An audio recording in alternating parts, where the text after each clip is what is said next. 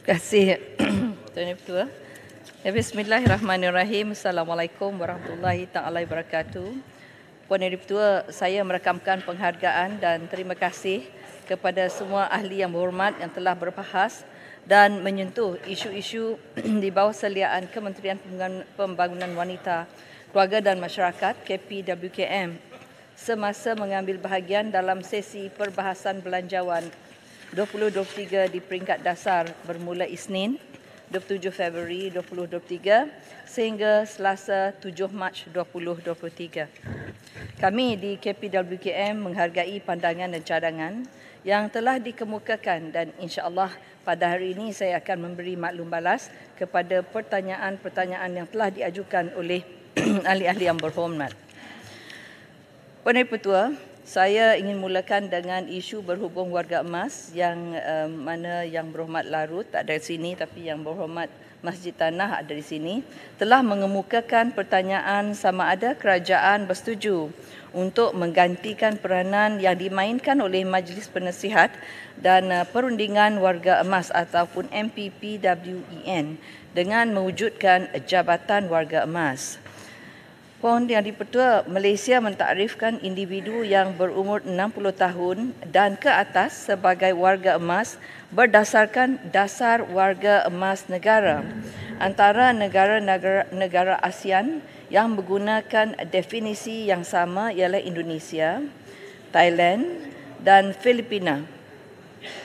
Berdasarkan unjuran Jabatan Perangkaan Malaysia, Malaysia dijangka menjadi sebuah negara tua pada tahun 2030 apabila populasi warga emas mencapai 15.3% daripada jumlah penduduk negara.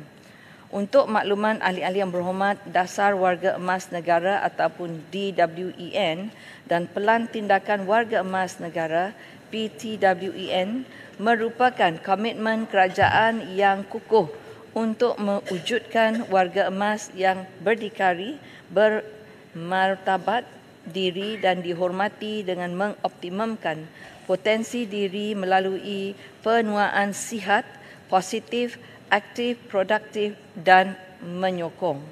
Di bawah dasar DWEN ini telah ditubuhkan Majlis Nasihat dan Perundingan Warga Emas Negara ataupun MPPWEN.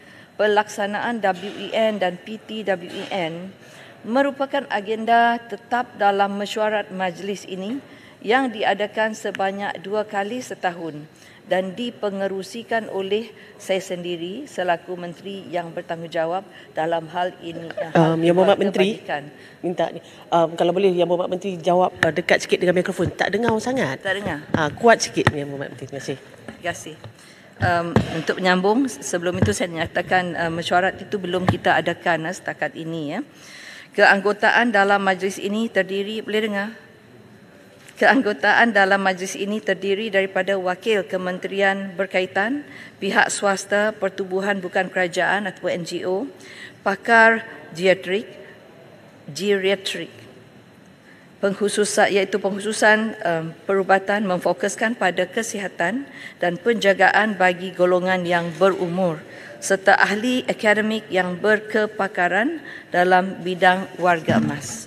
Dalam hal ini, Puan Ketua, KPWKM berpandangan bahawa peranan yang dimainkan oleh MPPWEN ini adalah mencukupi atau memadai buat masa ini. Seterusnya, Tuan Lim Lip Eng, YB Kepong ada di dalam. Ada. Ya. Okey, Tuan Di-Pertua, Yang Berhormat Kepong telah mengemukakan cadangan agar diwujudkan pusat aktiviti warga emas ataupun PAWE yang kedua di Kepong. Sebagai makluman kepada semua, PAWE mula diwujudkan pada tahun 2001 melalui rancangan Malaysia ke-8. Ia merupakan satu perkhidmatan bercorak pendampingan sosial dan pembangunan atau dengan izin reaching out and developmental kepada warga emas dengan penglibatan serta kerjasama strategik antara agensi kerajaan, pertubuhan bukan kerajaan dan komuniti setempat. Kelulusan penubuhan sesebuah pawai adalah berasaskan 5 kriteria utama, iaitu lokasi, populasi warga emas, komuniti penggerak, premis dan sokongan Jabatan Kebajikan Masyarakat ataupun JKM di daerah dan negeri. Pada masa ini, terdapat 161 buah pawai meliputi 146 kawasan parlimen di seluruh negara yang dimanfaatkan oleh seramai lebih 52,000 warga emas. KPWKM menyasarkan untuk lebih banyak pawai ditubuhkan dan memberi tumpuan untuk ia diperluaskan ke kawasan-kawasan parlimen yang belum mempunyainya. Ini bagi memberikan peluang untuk lebih ramai warga emas di seluruh negara mendapat akses kepada kemudahan fasiliti ini bagi menjalankan aktiviti atau program di peringkat komuniti agar dapat memastikan mereka kekal aktif dan produktif. Sukacita saya maklumkan di sini kepada Yang Berhormat bahawa KPWKM telah memberikan peruntukan untuk penubuhan pawai Kepong pada tahun 2019. Seperti mana pawai yang lain, pawai Kepong juga menerima peruntukan tahunan sebanyak RM50,000 bagi tujuan pengoperasian pawai meliputi allowance penyelia, pengurusan dan pengoperasian, program dan aktiviti dan sewaan premis. Yang Berhormat Menteri, boleh saya tanya, walaupun saya tak ada tanya soalan pawai, tapi saya nak bertanya sebab di Masjid Tanah dah selama 2 tahun kita cuba untuk mencari tempat untuk aktiviti pawai ataupun tempat premis dibuat kerana mereka memerlukan bangunan kerajaan untuk dibuat pawai, tapi kita ada dapat bangunan tetapi JKR menasihatkan supaya tak guna yang itu sebab dia melibatkan kos yang tinggi dan juga tidak selamat. Jadi ada tak alternatif lain yang boleh pihak Kementerian Pembangunan Wanita dan Keluarga syorkan supaya selain daripada premis kerajaan, ada premis lain yang boleh digunakan untuk pawai ini sebab rugi. Sebab satu program yang menarik dan memanfaatkan warga emas. Terima kasih Yang Berhormat. Terima kasih Yang Berhormat. Tadi saya nyatakan ada 5 kategori yang perlu kita tepati. Sebenarnya pawai ini bukan dibina oleh kerajaan. Ia dibina oleh komuniti sendiri ataupun NGO. Jadi kalau nak tahu itu perlu dibincang bersama dengan komuniti kerana terpulang kepada komuniti itu sendiri. Bukan kita yang membinanya. Jadi sebab itu komuniti perlu membincang bersama, mungkin bersama dengan kerajaan negeri juga untuk mendapatkan tempat yang sesuai. Ya, Yang Berhormat. Yang Berhormat Menteri, boleh sikit je tentang pawai. Ya, saya ingin penjelasan setakat mana progres tentang untuk pemwujudan pawai di pondok-pondok. Sebab sebelum ini kita mencadangkan supaya pembelajaran sepanjang hayat, terutama melibatkan warga emas, mereka yang dah pencen, mereka berada di pusat-pusat pengajian pondok yang mungkin perlu kita tambah baik untuk kebajikan mereka. Jadi sejauh mana usaha ini telah diteruskan? Terima kasih Yang Berhormat. Seperti yang saya nyatakan, itu adalah usaha komuniti sendiri, bukan kerajaan. Kami cuma membantu. Kalau mereka nak buat bangunan pawai itu sendiri, kami akan cuba untuk membantu dari segi pembinaan, dari segi sebahagian daripada berapa yang diperlukan itu pun kita akan menilai, tidak melebihi berapa banyak yang berapa jumlah yang akan kita bantu. Jadi sebab itu pawai ini bukanlah daripada kerajaan tetapi ia daripada komuniti, dan perlu kita ingat bahawa ianya kita mahu supaya kalau ada pun sekurang-kurangnya satu kawasan parlimen, satu pawai. Jadi kalau ia meliputi tempat pondok-pondok itu mungkin itu tempat orang orang yang dalam golongan warga emas itu berkumpul, tetapi ia taklah menepati apa yang dikatakan pawai itu sendiri. Ya. Jadi saya Yang Berhormat pun pernah mengenali ini. Pawai ini adalah diusahakan oleh komuniti sendiri dan kita akan bantu dari sudut permulaannya, dan tahunan adalah RM50,000 setahun. Ya. Terima kasih Yang Berhormat. Seterusnya Yang Berhormat, Puncak Borneo ada di dalam ni. Yang Berhormat Menteri, isu saya kedua saya bahas. Saya minta kerajaan mendirikan Old Folks Home dengan izin Ofoksum Kerajaan dengan kemudahan doktor dan jururawat di setiap kawasan parlimen. Ada dalam bahasa saya. Yang Berhormat merujuk kepada yang tempat kesihatan. Old Folks Home. All Folks Home. Ya. All Folks Home pun kerajaan. ada, kalau ada pun dari biasanya kerajaan negeri juga, kalau kita ada pun itu adalah rumah macam rumah Sri Kenangan, itu untuk rumah orang tua. Jadi Yang Berhormat, sekiranya terdapat pihak yang ingin membuka sebuah fasiliti seperti Old Folks Home itu, mereka amat digalakkan, tidak akan dihalang untuk menubuhkannya atas inisiatif dan peruntukan sendiri, tapi pihak kerajaan melalui JKM sentiasa bersedia untuk memberi kerjasama, terutamanya dalam memberi khidmat nasihat tentang pengoperasian dan pengisian program di fasiliti tersebut. Ada juga Old Folks Home tu dibina oleh kerajaan, tetapi nanti kita menilailah, sebab ada tempat-tempat tertentu dia dibina oleh kerajaan negeri, ya. Jadi mungkin Yang Berhormat boleh bincang di luar nanti dengan saya. Okey, terima kasih. Yang Berhormat Puncak Borneo tak ada di sini, ya. Tak ada. Kedua, Yang Berhormat Tumpat. Ya, Yang Berhormat Tumpat, Puan Dipertua, Yang Berhormat Puncak Borneo mencadangkan beberapa jenis kategori bantuan baru yang boleh diberikan kepada ibu tunggal. Untuk makluman Yang Berhormat, ini bersama dengan Yang Berhormat Tumpat, untuk makluman Yang Berhormat, selaras dengan dasar KPWKM, bantuan yang disediakan tidak hanya terhad untuk wanita sahaja, namun bersifat menyeluruh untuk membantu semua lapisan masyarakat di Malaysia.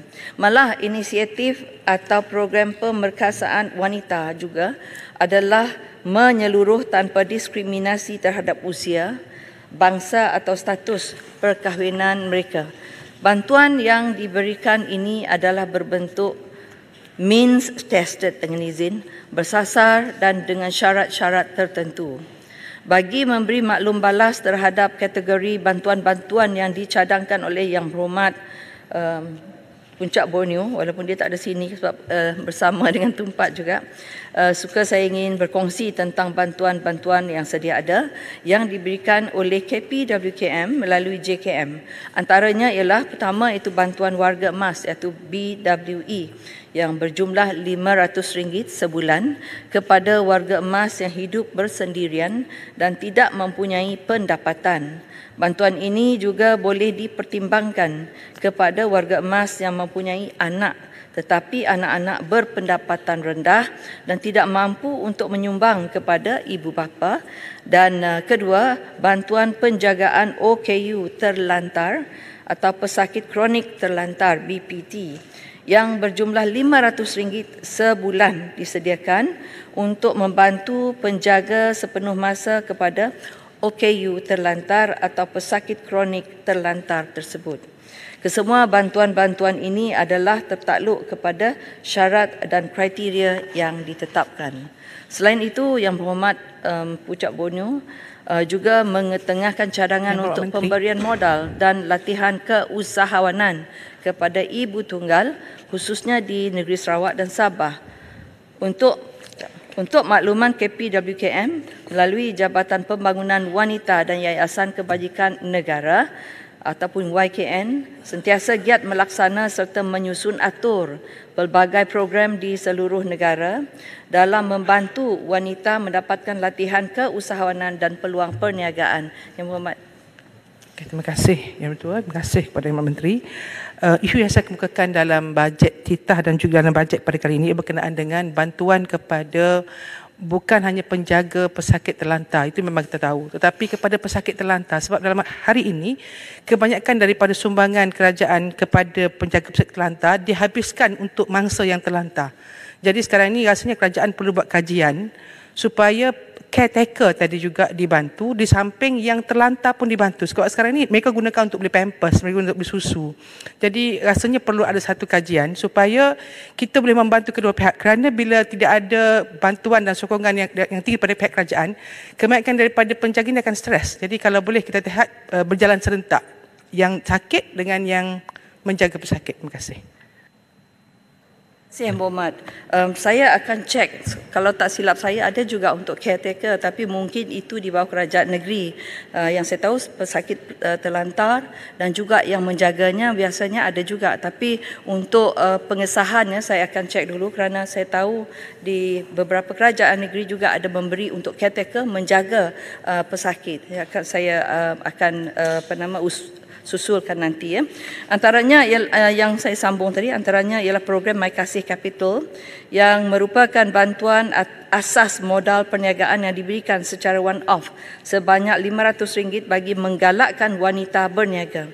Program ini telah dimulakan sejak April 2021 dengan fokus untuk memperkasa wanita dengan melatih dan memberi sokongan kepada wanita bagi memulakan perniagaan dan menjana pendapatan ekonomi keluarga.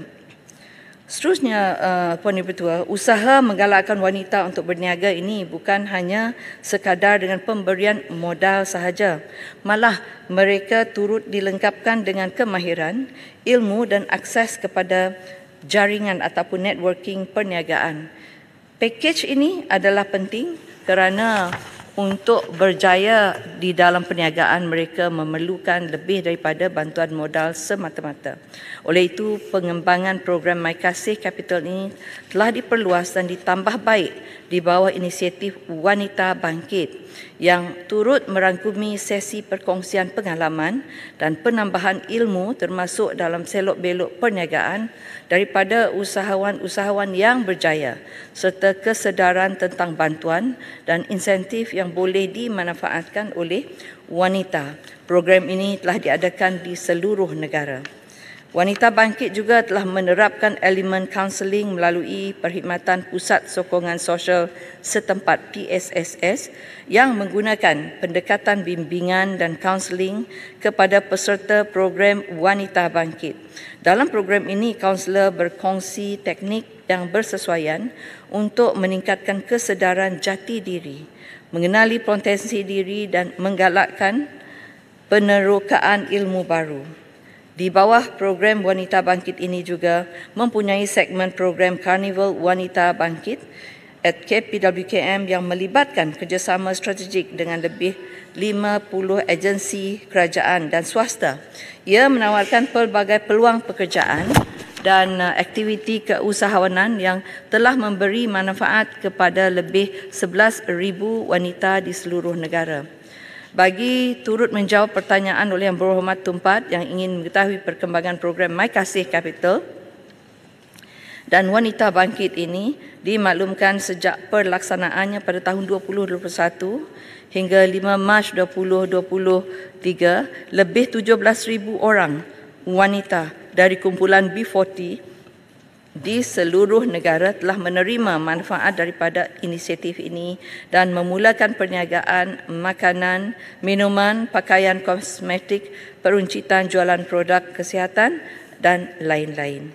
Selain daripada itu, terdapat juga program pembangunan kapasiti dan latihan keusahawanan yang dianjurkan merangkumi program-program advokasi, penjanaan pendapatan ekonomi dan kemahiran serta literasi keuangan. Masih berhubung inisiatif pemerkasaan wanita Yang Berhormat Tumpat juga ingin mengetahui usaha KPWKM dalam mendidik usahawan wanita tentang pendidikan perniagaan, terutamanya dalam kalangan suri rumah melalui atas talian atau secara online.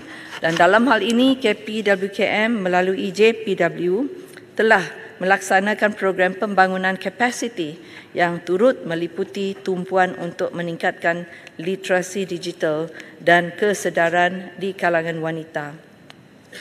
Program ini dibentuk bagi membantu wanita menguasai kemahiran digital dan memaksimumkan penggunaan media sosial. Selain itu, mereka turut diberikan pendedahan tentang kaedah menguruskan tabung kendiri dan pemilikan aset. Untuk makluman, sepanjang tahun 2022, sebanyak 32 program telah diadakan di seluruh negara dengan penyertaan lebih 2,700 orang. Ya, Muhammad. Okay, terima kasih. Yang Menteri, terima kasih Yang Speaker. Berkenaan dengan usaha Wanita Bangkit dan juga My Kasih Capital. Dan pagi tadi kita dengar usaha yang dibuat di bawah Menteri Ekonomi, IPR, Inisiatif Pendapatan Rakyat. Adakah kedua-dua program ini akan disekalikan? Kerana kita lihat kalau My Kasih Capital dia dah mula bergerak, dan kalau digandingkan dengan IPR, dia mungkin boleh ke depan. Ataupun dalam kes IPR, mereka tidak akan bersama dengan My Kasih Capital dan Wanita Bangkit. Adakah ini akan bersekali? Terima kasih. Yang berhormat, terima kasih. Memang itu yang kita galakkan. Sebenarnya ada juga ura-ura agensi-agensi lain ingin bekerjasama dengan kita, berkolaborasi dengan kita, di mana mereka tahu kita memberi peruntukan one-off kewangan RM500, dan ada juga yang menyarankan mungkin mereka nak cuba bekerjasama dengan kita, akan boleh juga membantu untuk memberi peralatan untuk perniagaan mereka. Jadi kalau ini sudah menjadi kenyataan, InsyaAllah kita akan kemaskini lagi informasi kita pada jawapan-jawapan yang akan datang. Ya. Terima kasih Yang Berhormat. Seterusnya kita ada soalan daripada Yang Berhormat Rantau Panjang. Tuan Dipertua, Yang Berhormat Rantau Panjang ingin tahu sama ada kerajaan berhasrat untuk mengenakan tindakan tegas kepada pihak yang mengabaikan ibu bapa dan kanak-kanak. Bagi pengabaian kanak-kanak, saya pasti sebagai mantan Timbalan Menteri Yang Berhormat tentunya sedar bahawa Seksyen 31 Akta Kanak-Kanak 2011 Akta 611 memperuntukkan kesalahan bagi pihak yang mempunyai pemeliharaan seseorang kanak-kanak dan mengabaikan kanak-kanak itu. Undang-undang ini adalah jelas, dan persoalan Yang Berhormat untuk kanak-kanak diabaikan itu adalah tidak berbangkit lagi. Ya. Sudah ada dia punya solusinya. Belum habis Yang Berhormat. Manakala bagi warga emas pula, KPWKM telah melaksanakan pelbagai inisiatif bagi memelihara kebajikan warga emas di negara ini, dan kini sedang meneliti penggubalan Akta Warga Emas. Itu yang terkini. Ya. Penggubalan akta ini dilihat sebagai positif dan bersifat holistik untuk melindungi warga emas daripada isu pengabaian. Yang Berhormat, ada nak tanya lagi? Terima kasih Yang Berhormat Menteri di atas jawapan yang diberi, dan kita mengharapkan supaya tahun ini dapat selesai Akta Warga Emas, insya-Allah, supaya kita dapat memanfaatkan akta itu. Dan apa yang kita nak lahirkan dalam keluarga di Malaysia adalah keluarga yang mempunyai akhlak yang tinggi, penghormatan kepada ibu bapa, tidak berlaku penganiayaan apalagi kezaliman. Dan sepenuh Hari Wanita, saya mengambil kesempatan ini juga, walaupun semalam kita mengucapkan Selamat Hari Wanita kepada Yang Berhormat Menteri dan kepada semua wanita seluruh negara. Dan apakah hala tuju yang dilihat oleh Yang Berhormat Menteri untuk memastikan kita dapat melahirkan warga Malaysia yang mempunyai ketinggian budi akhlak yang tinggi, yang sopan santunnya, yang menghormati keluarga dan sebagainya, supaya tidak berlaku usul-usul sebagaimana yang sedang berlaku hari ini yang melibatkan masalah keruntuhan dalam institusi keluarga. Terima kasih Yang Berhormat. Saya juga mengucapkan Selamat Hari Wanita kepada Yang Berhormat dan semua rakan-rakan seluruh rakyat Malaysia, terutama sekali mereka yang bergelar wanita. Kebetulan semalam kita mengadakan program untuk Hari Wanita, dan apa yang Berhormat tanya itu memang kita rangkumi. Sekarang ini kerajaan madani, dan kita melengkapkan keperluan dalam ataupun kriteria dalam madani ini melalui kita punya tema semalam, kasih wanita. Dari kasih wanita itu, dia perkataan kasih itu ia melambangkan kasih sayang, itu akhlak mulia itu dimasukkan juga. Kita ada sihat dan juga ilmu dan juga harmoni. Semuanya ini merangkumi apa yang diperlukan oleh masyarakat kita, dan berdoa juga, saya mengucapkan amin apa yang dikata oleh Yang Berhormat tadi, supaya apa yang kita hasratkan tercapai. Sama-sama kita mendoakan agar apa yang kita inginkan ini menjadi kenyataan pada kita semua. Saya amat berterima kasih dengan soalan tersebut Yang Berhormat. Jadi sekurang-kurangnya Yang Berhormat tahu bahawa inilah menjadi hala tuju kita, dan kita sama-samalah bekerjasama untuk pastikan hala tuju ini menjadi kenyataan kepada kita semua di Malaysia ini. Terima kasih Yang Berhormat. Ini Yang Berhormat Rantau Panjang lagi. Banyak juga soalan Yang Berhormat. Di sini Tuan Dipertua, masih merujuk isu yang dibangkitkan oleh Yang Berhormat Rantau Panjang, kali ini mengenai pertanyaan beliau yang ingin mengetahui usaha kerajaan dalam memastikan kebajikan kanak-kanak di institusi JKM yang telah mencapai umur 18 tahun apabila perlu keluar dari institusi.